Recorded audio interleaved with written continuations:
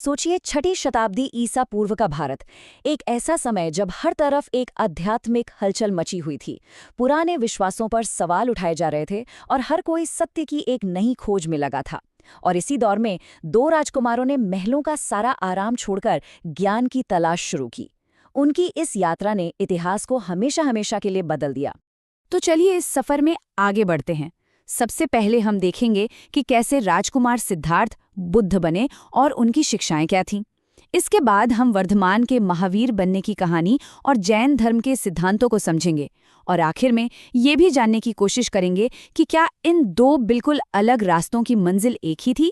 तो हमारी कहानी शुरू होती है राजकुमार सिद्धार्थ के साथ, जिनका जन्म तो महानता के लिए हुआ था, लेकिन उस तरह की महानता नहीं जिसकी कल्पना उनके पिता राजा शुद्धोधन ने कभी की होगी। सिद्धार्थ का जन्म 563 ईसा पूर्व में लुम्बिनी के शाक्य कुल में हुआ। उनका जीवन हर तरह के ऐशो आराम से भरा था। मतलब कपिलवस्तु के महलों की चार दीवारी के अंदर उन्हें दुनिया के दुख दर्द की हवा तक नहीं लगने दी गई थी। लेकिन महल के बाहर सिर्फ एक बार की यात्रा ने उनकी इस सुरक्षित दुनिया को पूरी तरह से झकझोर कर रख दिया। एक बूढ़ा व्यक्ति, एक बीमार इंसान, एक मृत शरीर और फिर एक बिल्कुल शांत सन्यासी। बस इन चार दृश्यों ने उन्हें जीवन की उस सच्चाई से मिला दिया जिसने उन्हें एक नए रास्ते पर चलने को मजबूर कर दिया। महज 29 साल की उम्र में उन्होंने अपनी पत्नी और बेटे को सोते हुए छोड़ दिया और महल से निकल गए। इतिहास में इसी पल को महाभिनिष्क्रमण या महान त्याग के नाम से जाना जाता है। ये वो लम्हा था जब एक राजकुमार ने दुखों का असली जवाब ढूंढने के लिए अपना सब कुछ पीछे छोड़ दिया। ये टाइमलाइन उनकी इस पूरी यात्रा के मुख्य पड़ावों को दिखाती है। जन्म से लेकर 29 साल की उम्र में वो महान त्याग, फिर 35 की उम्र में ज्ञान की प्राप्ति, उनका पहला उपदेश और आखिर में 80 साल की उम्र में महापरिनिर्वाण। सालों की कठोर तपस्या और खोज के बाद बिहार के बोधगया में एक पीपल के पेड़ के नीचे 49 दिनों के गहरे ध्यान के बाद आखिरकार उन्हें परम ज्ञान मिला। और उसी पल वो सिद्धार्थ से बुद्ध बन गए, यानी वो जिसे सत्य का बोध हो गया हो। सारनाथ में जो उन्होंने अपना पहला उपदेश दिया वो कोई मामूली भाषण नहीं था। इसे धर्म चक्र प्रवर्तन कहते हैं, यानी धर्म के पहिए को गति देना। असल में ये उस ज्ञान को दुनिया के साथ बांटने की शुरुआत थी जो आगे चलकर एक विश्वव्यापी दर्शन बन गया। तो चलिए अब बुद्ध की उन मूल शिक्षाओं पर एक नज़र डालते हैं जो आज भी करोड़ों लोगों को रास्ता दिखा रही हैं। उनका पूरा का पूरा दर्शन असल में दुख की पहचान करने से लेकर उसके अंतिम समाधान तक का एक नक्शा है। आप कह सकते हैं कि ये समस्या और उसके समाधान का एक बिल्कुल साफ रोड मैप है। उनके शिक्षाओं का जो दिल है वो हैं ये चार आर्य सत्य। पहला, जीवन में दुख है। दूसरा, इस दुख का कारण है हमारी तृष्णा, यानी हमारी इच्छाएं और लगाव। तीसरा, अच्छी खबर ये है कि इस दुख को खत्म किया जा सकता है। और चौथा, इसे खत्म करने का एक पक्का रास्ता भी है। और दुख को खत्म करने का वो रास्ता है आर्य अष्टांगिक मार्ग। ये जीने का एक प्रैक्टिकल तरीका है। इसमें सही सोच से लेके सही ध्यान तक 8 कदम बताए गए हैं जो हमारे मन को अनुशासित करने में मदद करते हैं।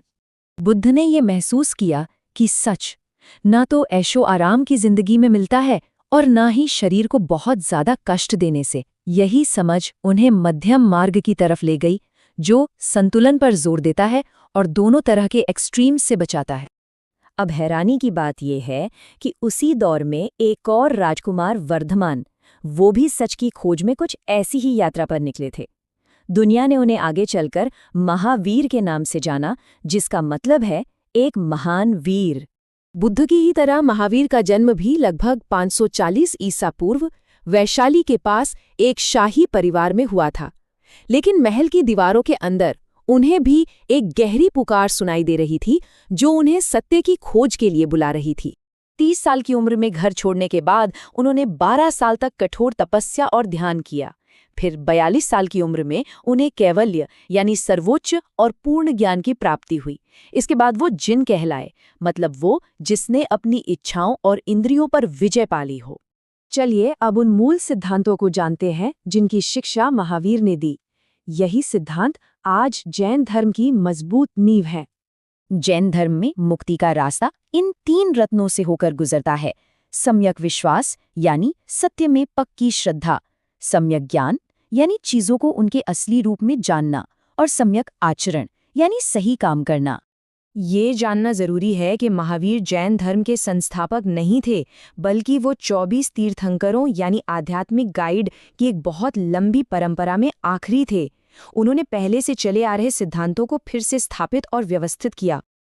अब जरा इन दो असाधारण महापुरुषों के रास्तों की तुलना करते हैं। दोनों ने एक ही लक्ष्य की तलाश की, दुख और इस जन्म मरण के चक्र से मुक्ति। जैसा कि हम यहाँ देख सकते हैं, बुद्ध ने संतुलन यानी बीच का रास्ता सिखाया, जबकि महावीर ने इंद्रियों पर काबू पाने के लिए कठोर तपस्या और अहिंसा पर बहुत ज्यादा जोर दिया। एक और बड़ा दार्शनिक अंतर आत्मा को लेकर था। बौद्ध धर्म अनात्मावाद की बात करता है, यानी कोई स्थायी आत्मा नहीं है। वहीं दूसरी तरफ जैन धर्म हर जीव में आत्मा के अस्तित्व को मानता है। तो अब सवाल ये उठता है कि आत्मसंयम, करुणा और अहिंसा के ये प्राचीन रास्ते आज की इस भागदौड़ भरी दुनिया की चुनौतियों का सामना करने में हमारी मदद कर सकते हैं क्या? 2500